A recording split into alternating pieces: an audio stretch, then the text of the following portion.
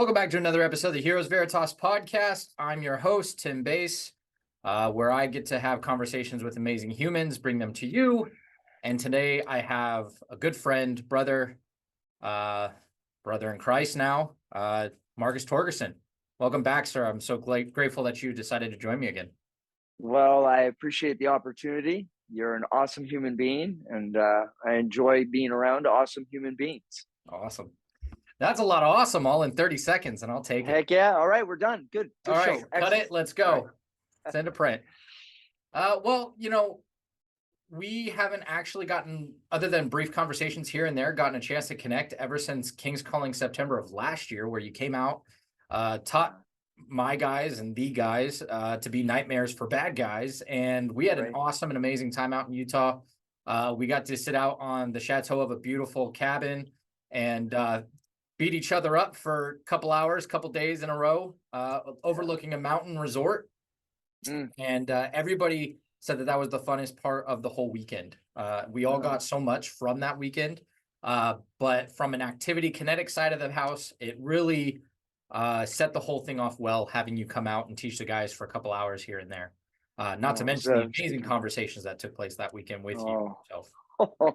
Yeah, that was 2021, really.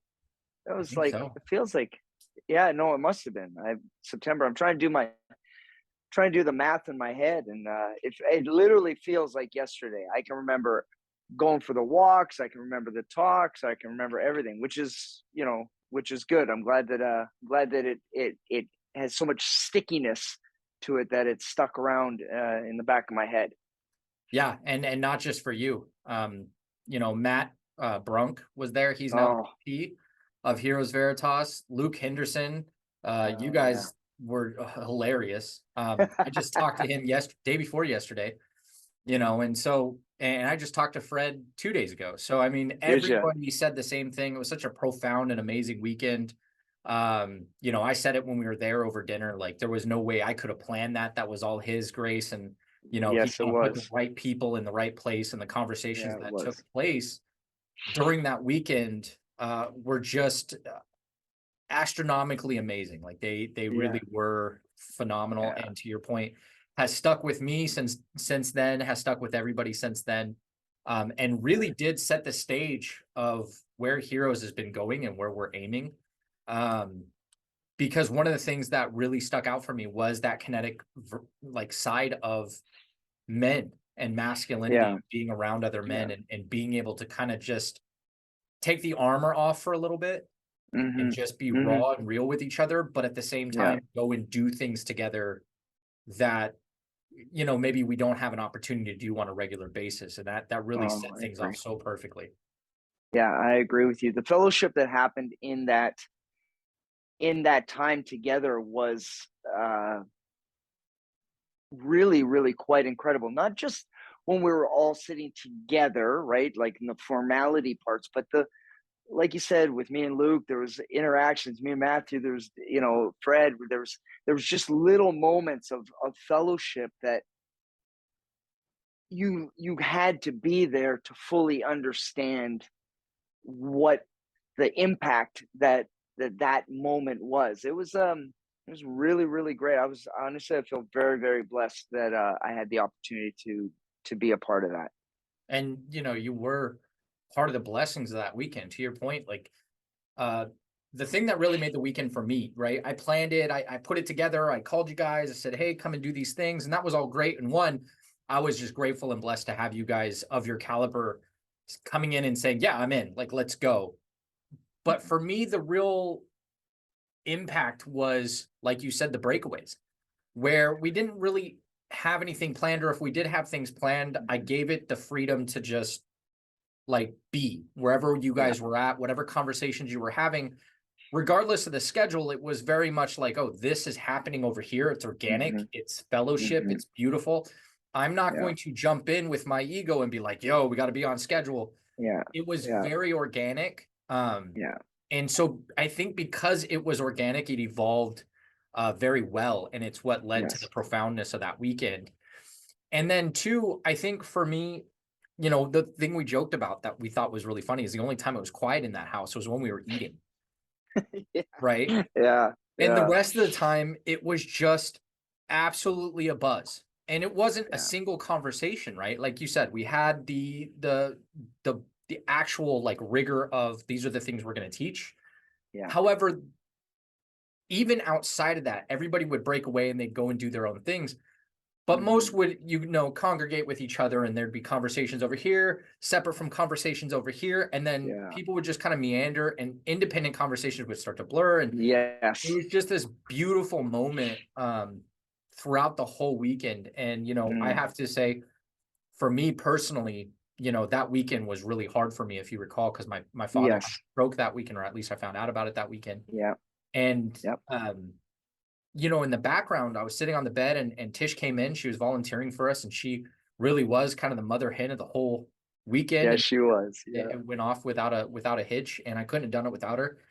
And you know, I had this very the show must go on mentality Mhm. the moment I found out my dad had his stroke. And my dad is a very Yeah. public figure in my mind and in my life. And so there was this kind of like retreat mechanism that happened where in my grief and not wanting to process it, I was like, well, the show must go on. I better, you know, close it off, detach, and get out to the guys and stick to the plan. And Tish, in her infinite amount of wisdom, was like, no, Mhm. you have to share that with them. This Yeah. is why they're Yeah. here. You have to share that. And there was that profound moment for me personally in the kitchen where I shared with you guys my dad Mhm. had a stroke and I broke down a little bit. And you know, the support and the camaraderie and the brotherhood that took place in that moment for me specifically, I will never forget till the day I die. Yeah. Because I, you know, I had no inclination as to how that would be received. Mhm. Um, Mhm. but a big part of me thought it was going to be like, stop being a pussy, like do what you got to do. But instead, it was very much like, dude, I wish more people were here. I wish more Yeah. people can breathe in this space and what we were Yeah. doing. And Yeah. I can't thank you enough for that because, you know, everything from talking old school bodybuilding to martial arts to the grief of my father. And there was something you said to me that I took back to my father, and I don't think I've gotten a chance to explain to you how profound this statement was. And I was kind of hurt and I was hurting, and I took a break. I was supposed to train with you guys day one, and I couldn't bring myself to do it. And I'm sitting on the couch. You guys finish up, and you come into me, and you're like, "Dude, what's wrong?" And I was like, "I just don't know what to do." And you're like, "Dude, it's inconvenient for you." And it hurt my ego, right? Because I was like, no, I'm sad. You're like, no, everybody dies. Everybody dies. But what hurts us is the inconvenience we weren't ready. We weren't ready, not them. We weren't ready. And that stuck with me Mm. so profoundly, so hugely that I've spent a lot of time with my dad since. Mm. And one night we're drinking together, which probably wasn't the best for a pre diabetic stroke victim, but you know, our families are drinkers. And he says to me, and he goes, um, I'm proud of you, boy. And I really love the man that you are. And we start talking, and I was like, I shared with him that sentiment. And I said, Dad, when you leave this earth, because you will leave this earth, Mhm. I don't want to think back at your eulogy and talk about the inconvenience of your death. I want to do everything in my power to make that a convenient passing, which means all the words that need to be spoken, all the actions that Mhm. need to be done, all the hugs that need to be given, all the time that needs to be spent. We're going to spend it now. Yep. And he took a moment, and there was some solid, because my dad's a man's man. Like, he doesn't cry, he doesn't like hug, he doesn't say I love you, he doesn't say I'm proud of you. That's just his way. And Mm. he's like, ever since that moment, because of the wisdom you gave me at King's Calling, my father has found in his language a way to make that as convenient as possible, but not give up, but not relish in the fact that, oh, this is my lot, because he still has speech issues, he still has hand Mhm. issues. He could Mhm. have easily just been like, you know what, this is this now. Yep. But I truly believe that language that you gave me that I could then share and impart on him, my father came back, and I've seen an increase in his confidence. I've seen an increase in his youthful zeal. He's talking smack with my mom again. Their love is blossoming bigger than they've ever had. And there was this beautiful thing where my father literally, thanks to the wisdom you imparted on me and that I could take to him, he decided it wasn't over. It wasn't time. And instead he was just 2 days ago, he sent me a picture. He's like, this is the truck I want to own. Before I die, I have to own this truck because I've always wanted my truck to look like that. And he has a broke down 72 Chevy pickup truck that he's been working on for years and decades. And I mean, he packed our whole house in that twice, drove us from here, Sacramento to Vegas, Vegas back to Sacramento. But he's never taken the time to focus on anything but the family. And for the first time, because I gave him that language, it's not inconvenient. He refused to let anything be left unsaid or undone. And I have to give that credit to you, because I wouldn't have had that language had I not had that horrific, heart-wrenching moment in where I needed it, which, like I said before, that was the grace of God. Like, he literally put everybody that needed to be there to hear the messages that they needed to hear in that space. And nobody could have orchestrated it as beautifully as he did. And I give that grace to him, and I was so grateful to share that with him. Well, I'm glad that you shared that with me. And the real fun part about all of that, everything you just said about what I said to you, all of that wasn't me. Yeah. That everything I said to you, I've never uttered. That's not vocabulary that I'm in the habit of saying. It's not. As a matter of fact, when you said it, I was like, I said that. It's the download. It's the download. Yeah. It was a conduit. And then it was, and it, for whatever reason, I was blessed. God put that in my ears, in my mouth. It came out to you. You got it. It got what it needed to. God's work is done. Excellent. I'm crazy happy for that, and yet again, really amazed at the gifts that that I and you and all of us are given from the man above. Yeah. Yeah. And I don't know if you that are listening caught this earlier, but I did say new brother in Christ, because you did get baptized this year. Correct? Yeah, it was, well, no, I think it was, I'm almost positive. That's why I asked about the dates. I'm in 2022 now. And so that was like 2 months after you, in December of 2021. Yeah. Yeah. Yeah. And time has been flying. Yeah, it does has. feel like just yesterday. It does. And I'm perplexed with, I'm so bad with dates. I'm right there with you.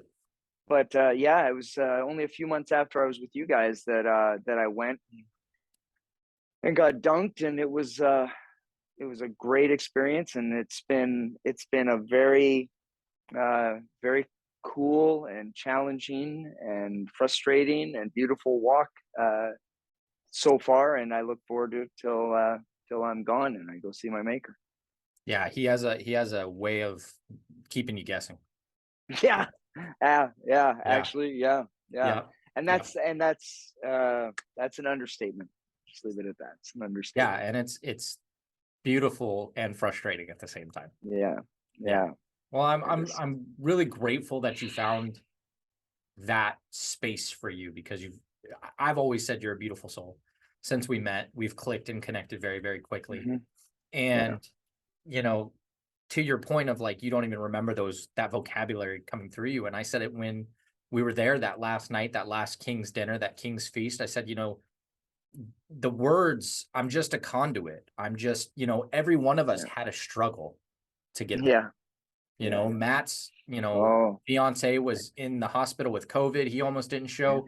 There were financial troubles on others. Somebody was going through a breakup. I mean, we had flight issues getting you home, to where you had to drive to Salt Lake City out of the way, and it was just, to your point, the journey was the journey, and we could have not guessed the journey that we were on, but we all needed to make the journey for our own personal reasons and our own personal steps. And, you're one of those people that I look to for positivity. Whenever I'm on social media, it's one of the accounts I will manually search if I don't see you on there. Right. Well, right. And and I think the reason for that, for me at least personally, is I know that is it is an intentionality from you. Yes. Because I know your history to a degree. I know the Mm-hmm. darkness and the places you have been and had to get through and fight through to then Mm-hmm. take the journey and walk back to our Lord. And you know, I like to say religion is everybody's own personal journey. And so I don't like getting too Mm-hmm. religious on this, but between you and I, Yeah. you know, I take your words of positivity with so much more weight because Mm-hmm. I know it's coming back from a place of such darkness that only you can speak to that positivity in the Yeah. way that you do. And it really does mean the world to me when I hear those messages from you on your social media, because I know that that's why you're doing it. And me personally, you know, I go through my ups and downs and, you know, building heroes and doing all these things. And I fight with, as you put it in your feed, the negative insurgency. And I go Yeah. through that just like anybody else, but I constantly seek your light because you do have a way of being that conduit that at least me personally I need, and it makes me feel good knowing you're still out there, you know, shining that light because it really does help me. Well, I'm glad to hear that, because let's be, if we're being really transparent, which it's all I can be, is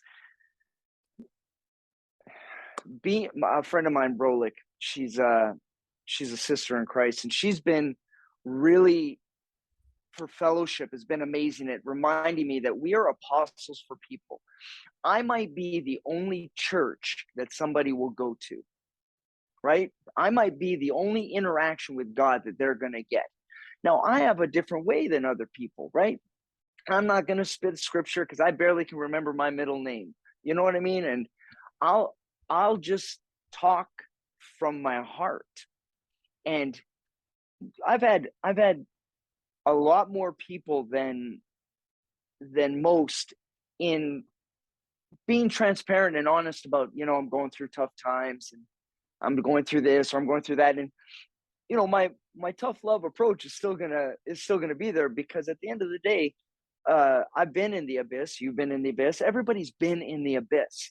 So instead of wallowing in I've been in the abyss, or I am in the abyss, like, where's the lesson? What am I supposed to learn from this? And if all I'm supposed to learn, me personally, Marcus, if all I'm supposed to learn from all the shitty things that happen in my life, that I can have one person not suck start a gun, or not hang themselves, and sit there and say, you know what, dude, I was not expecting what you had to say, and for whatever reason, I had a click, and I'm just going to try to muddle through this the best I can, and try to help somebody else. Well, then I'm good, man. As far as I'm concerned, if I die tomorrow, I'm going to be all right, because not only will I be in a good place, but I'll have done what I'm supposed to do.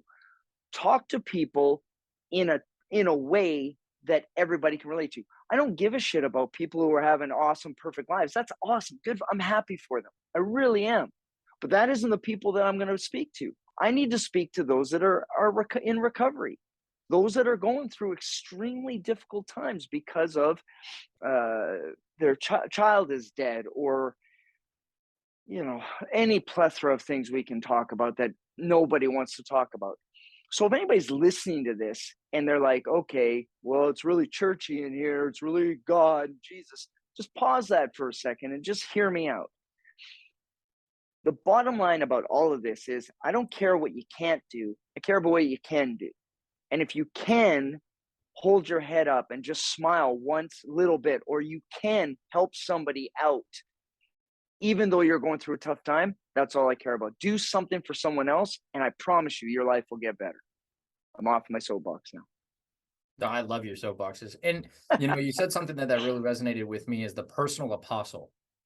Mm, And I feel like that's yep. all we can really be, right? Yeah. Like, and it doesn't necessarily need to be in the guise of spirituality and religion. It could truly be as a mentor, a coach, a friend, a loved one, a Yeah. relationship of some kind. Like, if you seek out to be open, honest, and true to your path, Hmm. you're going to end up being somebody's personal apostle to some piece of information, right? Yeah. Jordan B. Without a doubt. Peterson likes to say that we as humans think by talking. Yep. So by Yeah. interacting with each other, we are infusing ideas, and I like to say it takes root in our minds. And once that takes root, then Hmm. it can sprout, and then we can be those personal Hmm. apostles. And I love that beautiful message of being a personal apostle because we've all been in abyss. We've all been in the shit. We've all been in the darkness, and it doesn't matter what your personal Jesus is or whatever, Doesn't matter. coping mechanisms you have. No. Somebody out there has seen it before, and they can help you find your way up. Mm-hmm. And the other if thing you're that, open to it, if you're open to it, if you're, and it depends on how it's being presented, because you may come to me and present a message that I really need to hear. However, if for whatever reason at that given time the enemy's got a stronger root into my ear and I don't hear it at that very moment, then it means that somebody else has got to come by. The key part is when and you've heard me say it online a bunch of times, eyes up and ears open. Eyes up, ears, and heart open. If you can have that, right, then you're more likely. And this is, again, like I'm proud of my faith. Okay, I'm proud of it, and it's taken a lot of people off guard because they're like, "Wow, Marcus, first of all, I've watched some of your interviews lately, and you haven't cussed at all, or you're talking about this or that." Well, yeah, and I'm going to tell you, here's the number one reason. Man, I'm 53 years old. For 50 plus years, I was on one side of the fence. Let's put it that way. All right. 50 years. My life wasn't any better. I didn't do all that good. Like, there's nothing. The positives and the negatives are like skewed. So here I am on the other side because I feel right about it. And my life has been significantly better. Am I richer? No. Do I have a house of my own and all the things, the trappings of success? No. But my heart is happy. And that's all, as a human being, we can ask for our children, for our loved ones, for anybody that we even give a little bit of a crap about. Are you happy? What's the one thing we ask about to everybody? Kids, it doesn't matter. Well, are you happy? When you hear somebody's going through a tough time in a relationship, well, are you happy? First words to come out of the mouth for everything. At the new job, what's the job like? Are you happy? Because our happiness cannot come from external things. Our happiness has to come from within. And I don't care what your belief system is. I don't. If you're happy, you're not hurting other people, you're not hurting yourself, right on, man. Go to it. Now take that happiness and help somebody see that it's okay to be happy. We talked earlier about, your dad and being a man's man and a man's man. And, the irony of all of this is we're all wanting to be men. Yet who was the number one person of that weekend that was the cornerstone of everything? It was a female, right? Yep. She got everything together when we were needing something. And I'm only saying this for one reason. First of all, I don't know what being a man is. I have no idea. I don't know. All I know is that I have to be the best version of me, whatever that is. If I can't change a tire, that doesn't mean I'm not a man. If I don't grow a beard sexy like my boy there, it doesn't mean I'm not a man. And if I don't cry and I don't tell you I love you, that doesn't make me a man. Do you know what I'm saying? Like, we need to start breaking some of this crap that we've been doing. And it's not, I'm not flinging crap on our other generations. There's something broken. Our other generations didn't know any better either. Hugs, kisses, I love you, or whatever the verbiage is that they need to speak into somebody else. It's frowned upon because you don't do it because you're a man. And I don't like putting it man or woman because women have their own share of crap, but I just can't talk about that much because I'm not a woman at all. I had to look first just to make sure. But anyways, I got off track there a little bit and rambled. But you didn't, because I think, in line with what you were saying, like, one, you're proud of your faith. And I wanted to go back to that real quick because I think we need people with that kind of conviction and positive conviction. I think there's a lot of people in the world today that have negative conviction to things. Yeah. They love to hate on things, dislike things. Oh, Lord, yeah. Whatever it is, right? Like, they love to bring you down to that level. And the other thing that you said is, like, the abyss that we know, they like to wallow in it. Yeah. And when you bring a positive conviction to whether it's your confidence, your faith, your self-respect, your path, your journey, whatever your your crutch is or a cross to bear is, what, for lack of a better term, when you take that with conviction, you plant the flag, you say, no, this is me and I'm good with it. And I like Yep. this. To your point earlier of like integrity, open and honest. And this is my own personal experience. I made integrity a core value of the company because what I've learned being a confidence and self-respect coach is the number one reason most people have a lack of confidence or insecurities is because they're trying to fit a facade because they haven't done the work to become completely transparent and open and honest. So what ends up happening at a psychological level? You close up from insecurity. It doesn't matter. Like me, I was worried about my teeth at one point, my weight. I feel insecure. So when I approach you and I have a conversation with you, I reserve myself a little bit. You not knowing why I reserve myself, pull back too. So now we're pulling away from each other for no other reason other than we just don't know why. Yeah. When you Our egos, somebody, you receive somebody who's open and honest, and you meet somebody who's reserved, like insecure, that's when you get moments where they're like, I've never told anybody this before. I've never really connected with people like this before. Why? Because you feel compelled when someone is open and honest to be open and honest because there's no reason for you not to be open and honest. And so when you find pride, a positive energy within your faith, your confidence, who you are, what you believe, wherever you're planting your flag, and you come across people who are like insecure or questioning themselves, some will get it. It may rattle some demons in their own insecurities. I've had that too, right? Like my presence is very intense for some people, and they're like, okay, bro, like I need to leave because I'm worried you're going to find me out to be a fraud or whatever. But the other side of that is people who are looking for the permission to be positively convicted towards whatever they believe. They're going to resonate towards you. And that's how you become the personal apostle, because you are just giving. You're like the sun. You just shine. And some people hate the sun and they want to just be inside and they would like the nighttime. And other people, they want to be on the beach 24/7. Well, the people that when you're shining want to be on the beach, they'll come find you. It's the same thing, right? And you don't wallow in that darkness. And so even though you were saying like you got on a soapbox, it was very much in line. And whatever that means for you, you started talking about, I don't know what a man is. The same thing goes for faith, our path in life, how we interact, what our personal apostles are, whether you're a man or a woman or whatever. You have to decide who you are first, what those things mean to you first.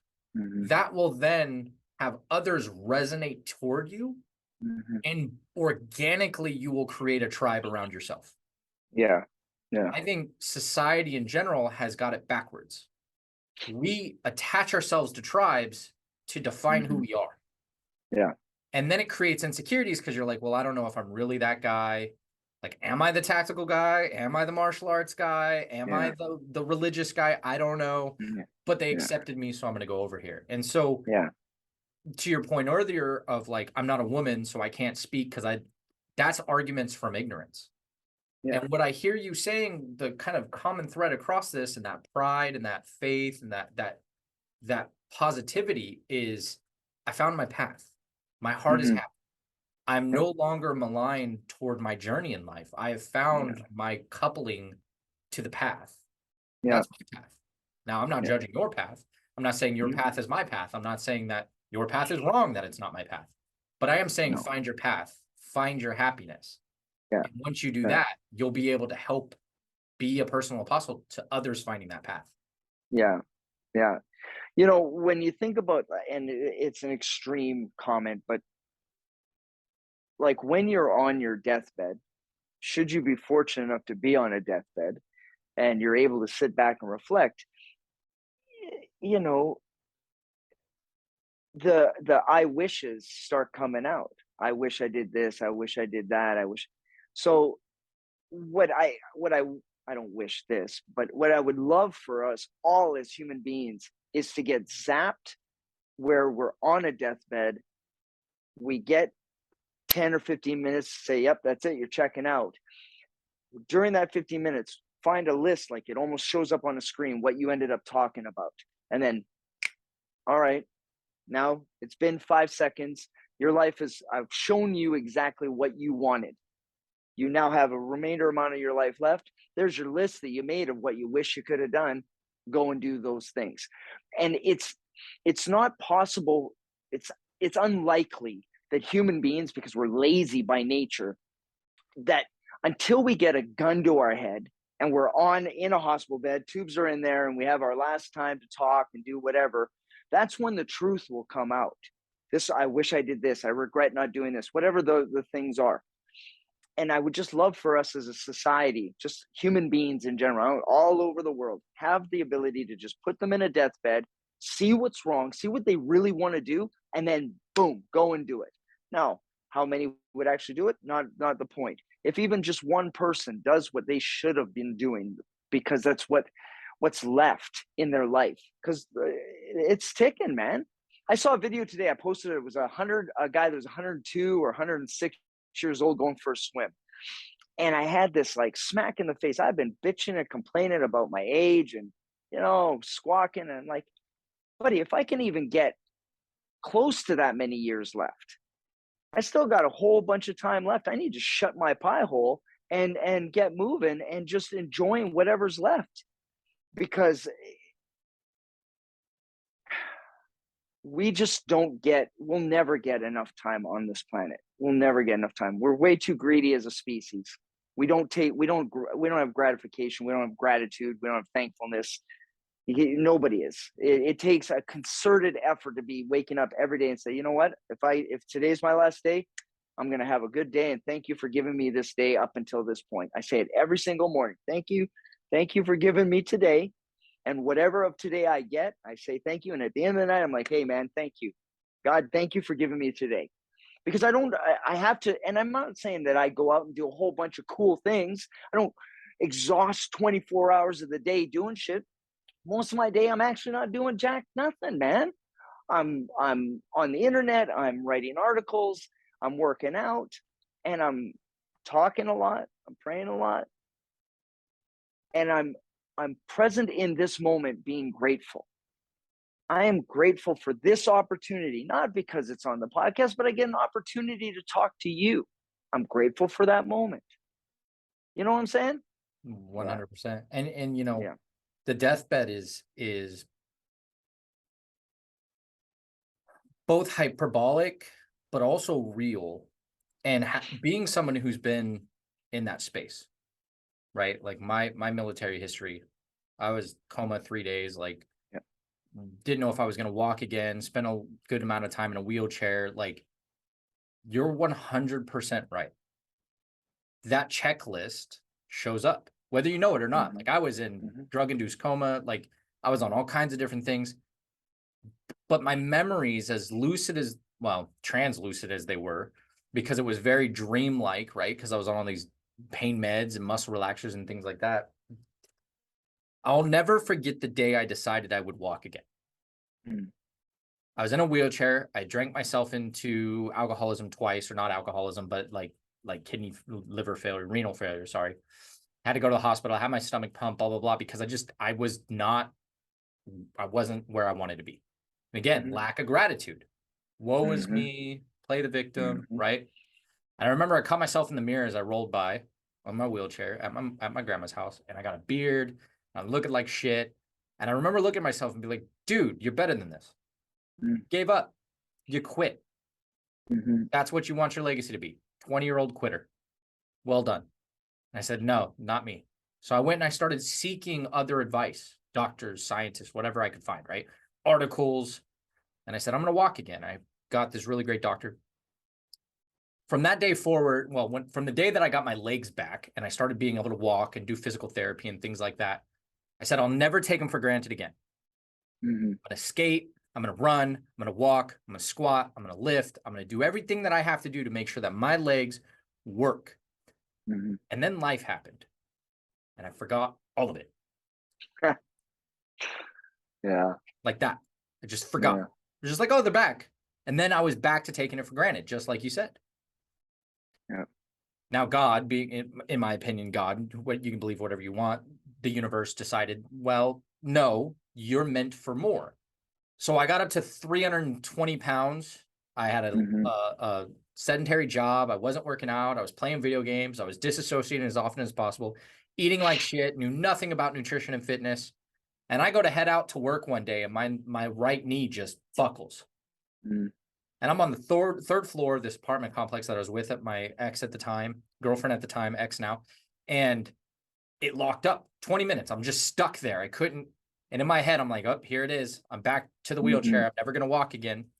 So that day I get an emergency appointment, go to the doctor. He's a Marine, is a VA. He goes, Marine, I'm going to be honest with you. You're just a fat fuck. It literally just can't handle your fat ass. There's nothing wrong with the meniscus. There's nothing wrong with the ACL, HCL. There's nothing wrong with the leg. It's just weak. You don't use it. Yeah. Yeah. I went to the gym that day and I haven't stopped going to the gym since because that moment is seared in my brain. Right. But to your point, if you could get that list and everybody on the planet could get that moment and maintain it and intention, get gratitude, be grateful, right? I adopted what I call the King's mantra, right? Every morning I wake up, I thank God for another sunrise. I make a list of shit that I'm going to do to earn that sunrise. And then every night I get thankful that I made it to my pillow every night. I've done that every day for 2 years. Beautiful. And in between, I have conversations with him on the way to the gym. Hey, I thank you for another sunrise. I thank you for this. Please watch over my people. Give them the strength that they need, the wisdom that they need, the courage they need. My conversations with God personally has nothing to do with me. Right. And that makes me feel good. Yeah. I don't go to him and go, hey, I need the new car and the new house, whatever, right? Because I had my moment of that deathbed.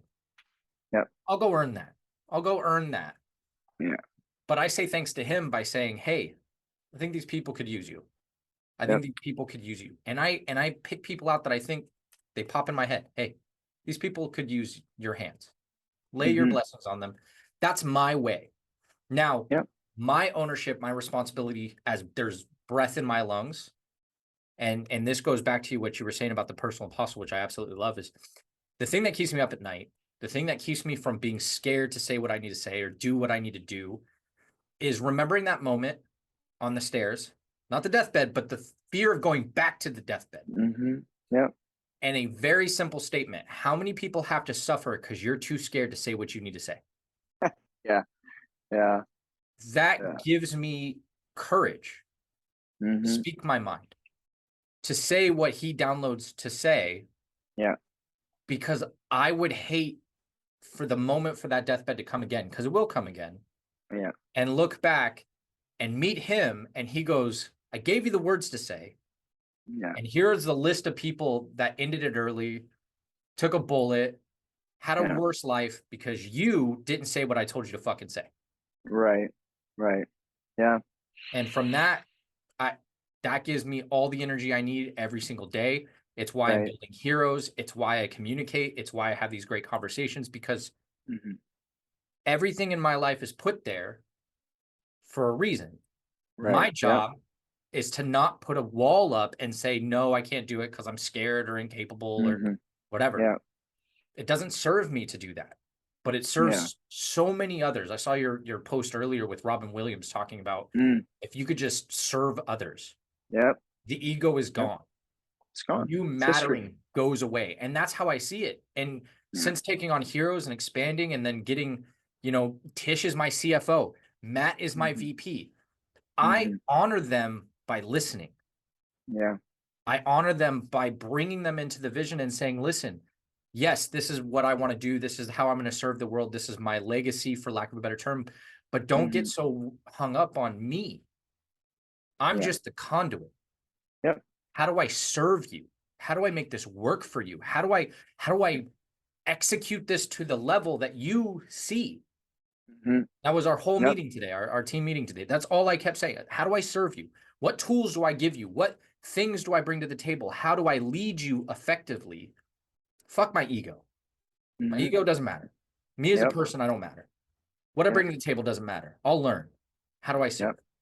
And to your point of, everything that you've set up to this point, I am damn proud of how far I've come in that time, because I have found that pride in my own faith of saying, I will be your conduit. I will serve. Yeah. I've posted that before. I will serve, and we've talked about it with John Wick because it's amazing. Yeah. Yeah. But servium is to serve. Mm-hmm. And so many people have this idea that it's to be served brings happiness. Yeah, no. And it doesn't work that way. No, it doesn't. That's an empty place. Yeah. And that is something that you have always been a guiding light since I've followed you. I mean, I was nervous my first podcast with you because I'd been a fan of yours for years out of magazines that being in the martial arts world, magazines, everything. Like I'd seen your face everywhere. And then we connected on such a deep level. I was like, Marcus is amazing. Yeah. And it's because you, wherever you were at that time, you know, you just wanted to serve. Yeah. Yep. Yeah. I think it's funny when we use, there's certain words in the English language, and you know, being around so many different nationalities and how they say things,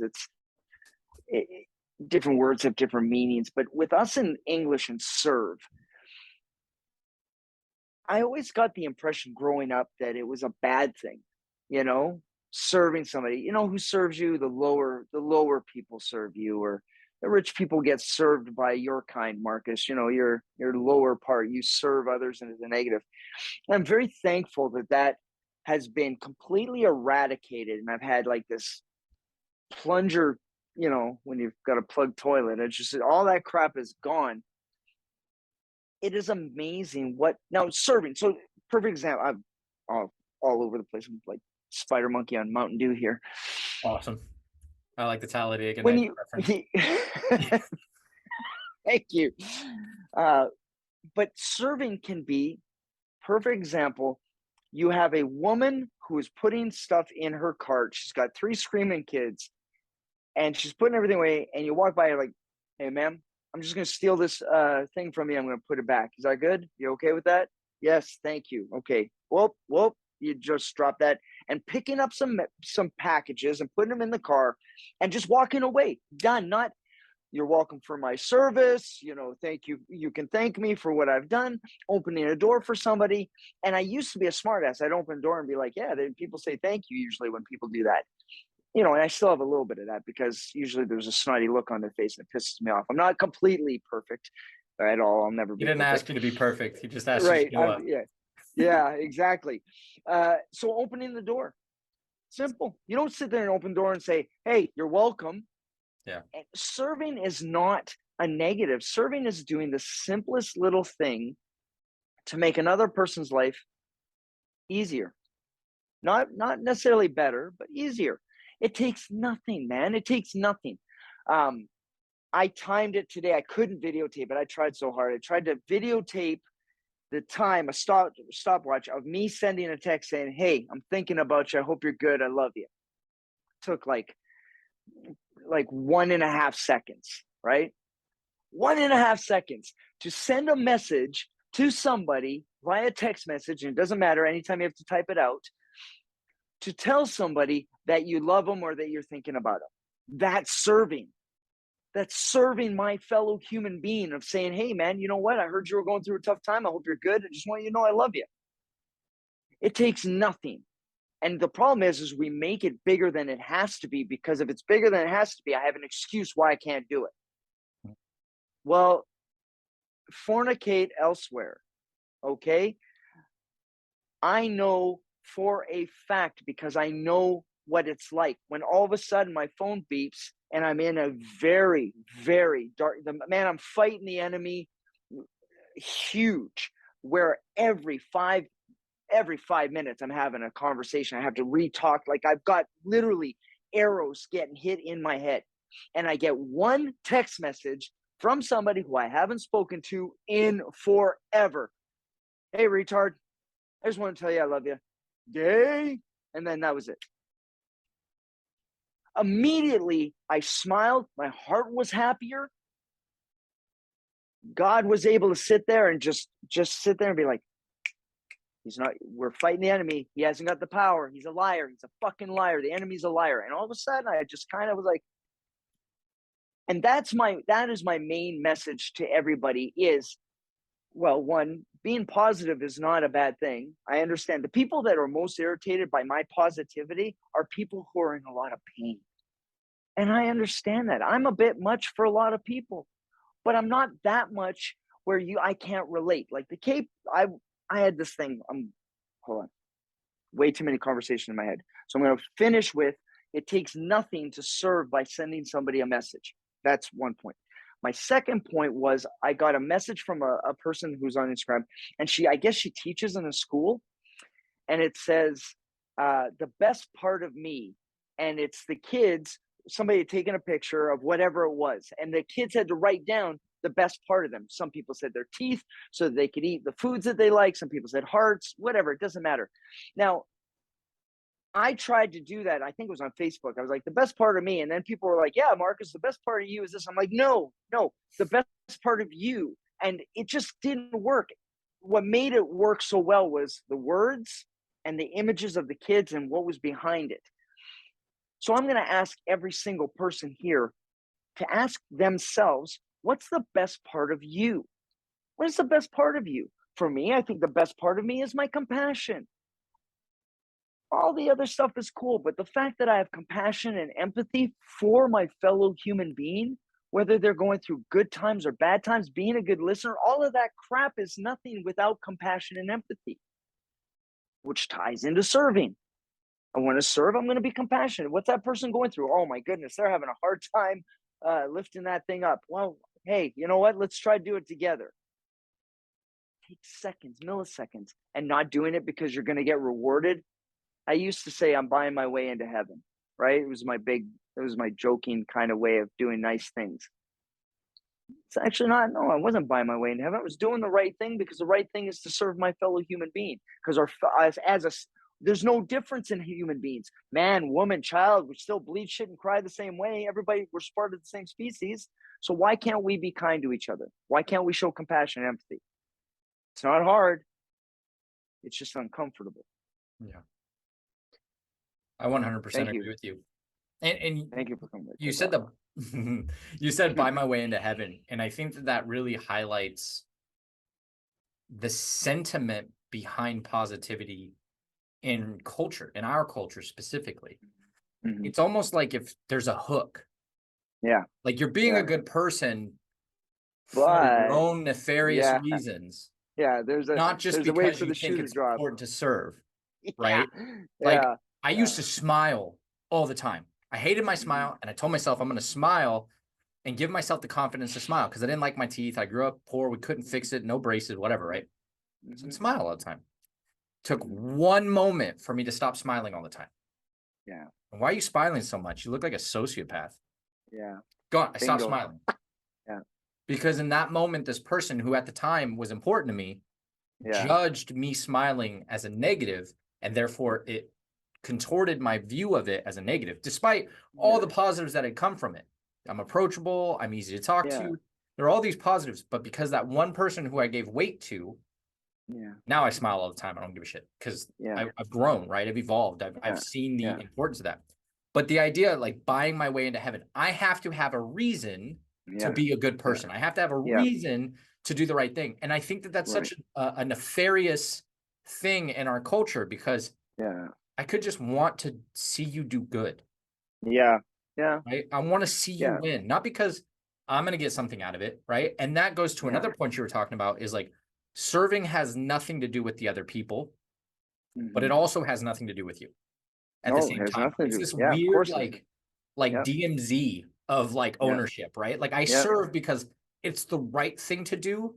I don't need you to like validate the service. And if I do need you to validate the service, that's self-aggrandization. That's my ego. And I had this issue with my mother early on where we'd talk and I've fixed and patched up my relationship with my mother long ago, but she would do the right thing for the credit rather than do the right thing for the sake of doing the right thing.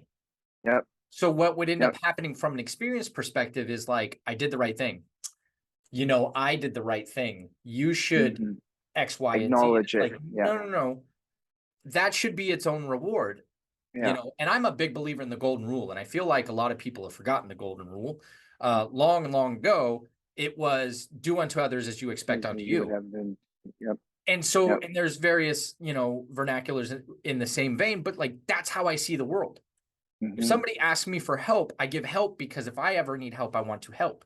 Not Yep. selfish in the sense of like, oh, I would want to be able to call on you later. I may never see that person again, but for me, be the change I want to see. So if I would want help, then I should help. If I would want courtesy, then I would give courtesy, right? Yep. Even the core value in heroes, honor.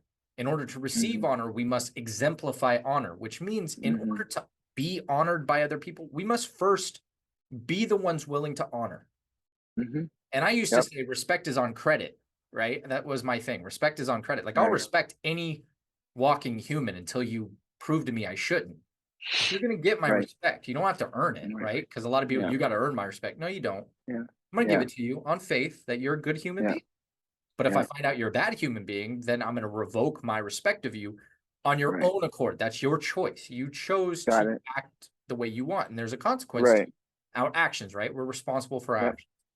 And so the example you gave, you see a woman with 3 babies. And, my biggest thing is like theme parks. This is where I have contempt for men the way that I see men. I see a woman with a stroller with 2 babies, one's crying, a diaper bag on one side, a baby strapped to her chest on the other, trying to suit, and the man just on his phone, completely oblivious. Almost to insinuate, I don't have to care, I'm the father. It takes every ounce of me not to address it.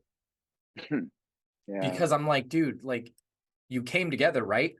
Even if she's not your woman, she could be your sister, your mom, your cousin, your nephew. I don't care. Address the fact that this woman is struggling. And the other part of that in theme parks is like, be the change that you want, right? I find myself frustrated. I go to Disneyland. I like Disneyland. Like, I get that there's a lot of issues or whatever. I like Disneyland because I know what Walt Disney wanted of it, right? I understood the concept and I idealize it, right? So I go and I have fun and I enjoy it with my friends and family and all this other stuff.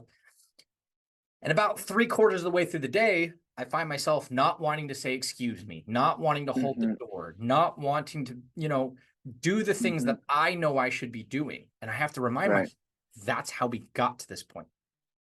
Other people have just calibrated their frustration lower than me. I was able to give the grace longer. So it's a reminder, be intentional. I don't care how mad I am. I don't care how frustrated I am. I don't care how much time, tired, hot, whatever. I do everything in my power to say, excuse me, do you need to help with that? Would you like that? Because the more people that take that intentional view that you take, the better the world feels. And I say feels because it is a feeling. You may not get anything of it monetarily, fiscally, socially. There may not be any benefit, but you feel better. Feel better. Very true. Very, very true.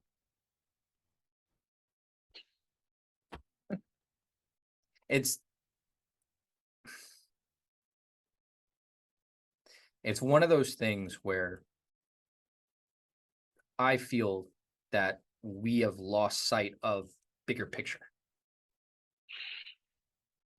But bigger picture is a subjective term because bigger picture for you is not bigger picture for someone else.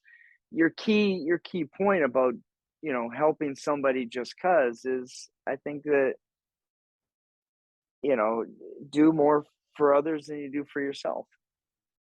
Now, if I'm not a mathematician, but if everybody did more for others than they did for themselves, the ripple effect from that would be, there would be no metric for it. There would be no metric. It would transcend borders. It would transcend the shells that we call our insecurities and fears. The enemy would have nothing to work with, or very little to work with, if everybody, and that's the problem when we start saying everybody, we start making grandiose statements. And one thing I have definitely come to learn is I got to do what I got to do, And if for some reason I do something and my boy over there does something because he saw me doing it, and for some reason he goes and does it, and then two people ignore him, but then the third person does it because they see him doing it, like, you know, this world's this world's in a very, very weird, crummy place. And I remember a couple of years ago when it felt like the world was melting. Remember, it was like really bad. And there was a woman, I don't even know how old she was, to be honest with you. And I was at the airport. I was like, can you believe how crazy this world is right now? I mean, and I had this doomistic feel about everything I was saying. And she was, oh, honey. She goes, it's been way worse than this. You guys have it so good right now. And I'm telling you, man, her words were like a verbal bat right across my face. I must have looked at her like she was crazy because she was like, honey. And she just kept calling me honey. It was so soothing. She goes, honey, it's going to get better. It always does. I just about, man, you could have pushed me over with a sneeze for real. And then it started, like, as I'm talking to you now, it reminds me that be careful of who you entertain because you never know if there's angels amongst you. You know, you're being mean to that person. You have no idea who that person really is, you know? And the fact that I was in such just a shitty way because I was just letting the world bombard my head. And you know what it's like at the airports? Don't look at the TVs, man. Oh my Lord. I mean, The same at the I gym need, now. oh yeah. Oh, without, oh Yeah. yeah. Yeah. That this woman was able to come in and with her statement and completely just get rid of all of that and just pull it away in a very simple, cool way, you know, nothing beating her chest or anything. And that point of no matter how bad we have it, our history as a society, as a species, has always been worse. And oh, it's gonna get worse before it gets better, and whatever, man. Look, right now today, at this point in time, I am healthy, right? Mentally, physically, emotionally, spiritually, Bruce Lee, all the Lees. I'm healthy. I'm talking to you. I am making an assumption that you are healthy. Right now, nobody in our lives that I know of from your standpoint or mine is dying. I have people who are going through tough things right now, but there's nobody that's directly in my life that's going through something horrific. So if that's the case, how bad is the world really? My world is okay. As is When mine. we sit there, the world is a great place, but it's a poisonous place. And if we allow that poison to infect us, then we're just going to have more of it. And it's not about positivity, negativity. Like it's really not. I make a choice. Bottom line is I made a choice. And my choice was that I'm going to have a conversation with my boy and I'm going to be me. And right now, me is in a really good place. And if me was going to have this conversation and I was in a bad place, what I hope is that God would come in and smack me in the face and be like, boy, you better get your head together, get your head out your ass. Because you've got this, and this going for you. How bad is your life really going to be? And when most of the people listening to this, if you just sit back and you just pull back just a little bit, kind of like, you know, with the phones now, you know, we have to zoom in. My eyes really bad, so I got to zoom in really bad. But we have the ability, or with our maps, right? With our maps, we can zoom out and zoom in. Well, let's zoom that map out a little bit. And instead of looking at pinpointing you where you are right now, take a look all around you. And I'll bet you good money, bad money, I'll bet you all the money that I got that there's 10 really good things going on and there's one shitty thing, and you're going to dwell on that one shitty thing, and then the whole world's shitty. Oh, my world is bad. Everything bad about my life. I got this wrong, this wrong, this wrong. Yeah, but what do you have right? It does take energy to sit there and be happy. It does take energy to not be a miserable see you next Tuesday. It does. Yep. But I've been that way for 50 years, on and off. Now, yeah, I've had, you know, the last 10 or 12 years where, you know, I've been a very positive person, but it has been a facade. It has been a facade because I didn't know how else to deal with it. So I told myself that the negative uncertainty wasn't going to win. I told myself this, but there was still stuff going on. The enemy was still fighting with me. So I want to make sure we're clear. And the person that's watching this right now is like, well, I can't be happy all the time. No, but you can't be miserable all the time either. So if you're going to be Eric Draven, it can't rain all the time from The Crow, right? It can't rain all the time. When it rains, what is the lesson? When you're in the storm, what is the lesson? Not, oh my God, it's the world is falling. What is the lesson? What am I supposed to learn from this? All of a sudden, when you start asking what I got to learn, all of a sudden the world's not so dark and dismal. It's, oh, okay. All of a sudden the blinders come off of how miserable and shitty your life is. Take them off and take a look at, wow, you know what? I got this to be grateful for. I have to learn this lesson. Ooh, that was a big lesson. I had to learn that. Oh, that person that I had in my life had a brain tumor. Whew, I had to learn to really, when they had to learn how to speak again, I had to learn patience and tolerance. I had to learn how to speak to them in a way that made them feel okay again. People are having strokes. People are having strokes like it's free. How do I communicate with this person because they're going through challenges and they can't use the right hand? How do I do it in a way that doesn't make them feel like shit, but is still empowering and gets them off their ass? Those are the things to learn in the storms and in the bad times. Whereas in the past, storms are okay, just write out the storm and there'll be a rainbow at the end. All right, well, you know what? I'm having a shaking up moment. It's about what am I supposed to learn in this storm? Because they're not going to stop ever. You're going to have storms for the rest of your life. There you go. That's an amazing place to call this episode. I love it. One thing just before we finish up, poison. The world has poison. The beauty about poison is it only works if you drink it.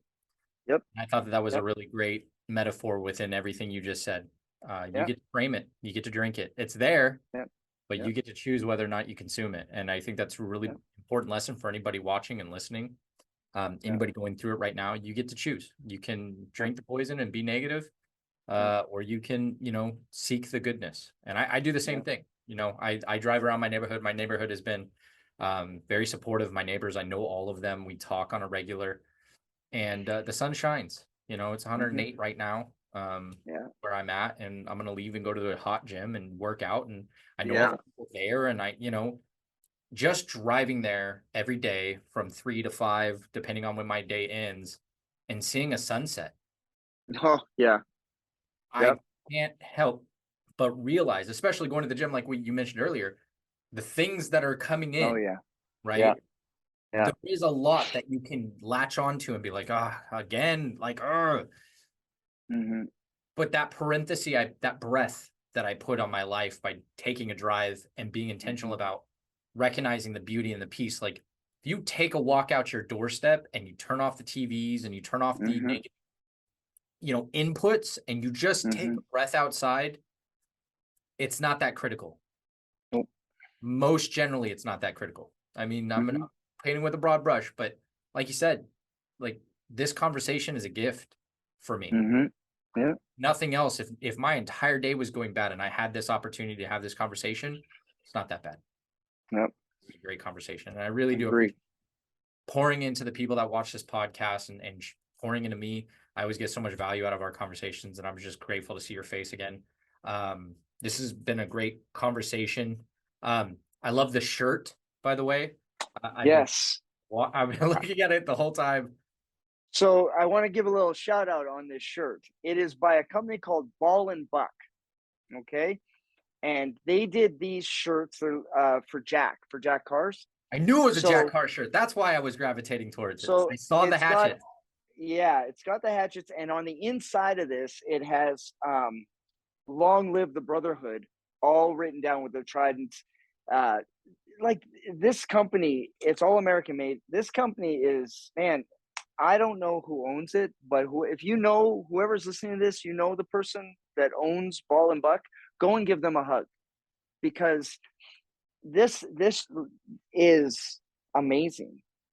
I mean, it caught my attention because we're both Jack Car fans. You were just recently on his podcast, which I applaud you for that, because that's a great conversation I got to watch. And that was a trip. Yeah. Yeah. I mean, you and I have talked about Jack Car for a while. Yes. I don't know him, you know him, like, Yeah. just go and I love his book series. I love him as a You know, person, yep. um, from Yep. what I know about him, and, Well, what you see is what you get. Like this, let's be very clear about this. Do you know you've had to met one person in your life where when they go into a room and they go and they talk, every single person that they interact with feels important. It's not rehearsed, it's not fake, it's not anything. They just have a God-given gift to make every single person feel important. In whether it's 5 seconds or 5 minutes. And Jack Carr has that gift. And he has had it in the whole time I've known him. And it's not like he and I are besties. I want to make sure, like, I got people like calling me up, like, hey man, can you get me on this? And look, man, that's not our relationship. And even if it was, there's no way I'd abuse it. You know, he is just a blessing of a human being I love that it. every person that gets to interact with him, regardless of whether it's online or in person, walks away feeling better. And that I strive to be half that in my lifetime. Anyways, yeah, shirt's awesome. Ball and buck. I took it down, I'll make sure it's in the links down Good. below. Yeah. Completely Awesome. Good. unrehearsed. I Yeah. literally just we both share a love of Jack Carr and his books and his Yeah. stories and his characters, and I saw that. Yeah. And you were talking with your hands at one moment. I could have swore I saw the flash of the cross Yeah. hatchets from Yeah, Terminalist, man. and I Yeah. was just like, I love that shirt, and it's got the shoulder pad, Yeah. so I'm like, I love that shirt. I had to mention it, so I'm glad that I Thank did you. I'm because I glad can you did. Yeah. shout out random shout out to the people that Yeah. made the shirt. But thank you so much, sir. Um, before we end, is there anything that you have on the horizon that you want to let people know about? Um, I will be in Minnesota, Minneapolis. I always get them all mixed up. Next month, for a week, and I'm going to be doing some workshops. I'm going to be working with some adaptive athletes and adaptive people, but they've booked two workshops, surviving the storm and a family protection one. So if you're in the Minneapolis area, um, Valley Self Defense, Valley like peaks and valleys, Valley Self Defense. I think it's valleyselfdefense.com. And there's an events thing. And I would love for you to, if you can't go, then go and purchase a ticket so that they can donate it to a family. These guys are so awesome. They basically did like $50, and if you have 10 kids, it's only an extra $10. Wow. Like, it doesn't matter whether you have like one kid or 50 kids. That's which I don't know how you would have that many kids, but you know my point. You get my point. But the fact that they're You know not I didn't have gouging that many people, kids. yeah. But they're not gouging anybody. So if That's awesome. you're like, oh, Marcus, I can't be in Minneapolis at that time, then go and donate a ticket. Buy a ticket or buy 2 tickets and say donate it to a family. That would be awesome. So I there you love go. it. Other than that, writing for Skill Set Magazine. Next month, I am in the magazine. This month I was in, but I did the top 8 kung fu movies or martial art movies, which was a good article. But next month, ongoing, there's a section of it called Headspace, and it's all about mental health and mental That's awesome. everything. And that's my article. Like, I get to sit there. They say write about this, and I get to write about it, and I'm really proud of that. I really, really am I proud of love it. I love it. I love it. Yeah. how I'm glad I asked this question because before we started, you were like, "Oh, I don't have anything really going on," and now you've just given me a wealth of just people to help, and you've just Yeah. always done that, and you've always spoken from the heart, and I love that so much. So I'm glad I asked that question. And again, thank you for taking the time. I love you, brother. I really appreciate you always, always. And if there's anything at all, you just don't hesitate to ask. Uh, Okay. Well, I'm gonna ask. What good. I'd like for you to do. Mm-hmm. You looking at me? Mm-hmm. Good. Good. Is I want you to remember always how much of a blessing and a bright light you are to everybody you meet. Everybody. You have taken my days and turned them from to great just with a smile and just by your presence. Your manhood, I want men to see what being a man is by you. You're a Thank you. beautiful man. And I'm so blessed that God put me in your life. And I know he did, because the way that things worked out, there's no other explanation. And I am proud to be your friend. I Yeah. really am. I'm very proud. Not the honor, I get honor, it's a great word, but I'm proud. I know pride isn't good, but I am proud to be your friend. And I love you. That's it. Thank you. That means the world to me. The amount of respect I have is you man to man, and the words that you just shared with me, I take that to heart, and I really appreciate that. And it goes both ways, brother. It goes both ways. You are truly a blessing, and I'm so grateful to be on the planet at the same time. Excellent. As always, like, comment, subscribe, send to your friends. They need to hear this message. Be sure to check out the links below. We're going to go ahead and make sure everybody that he brought up at the end there is accounted for. We'll get you all the information you guys need, whether it's for classes in Minnesota/Minneapolis, depending on where that ends up, the t-shirt company, or, you know, Skill Set Magazine. I have Skill Set Magazine on my desk, so I highly recommend you getting Skill Set. There's always great information in there. So we'll check you next time on a Heroes Veritas podcast. Thank you again, Marcus. And we'll check you guys next time. Thank you, sir.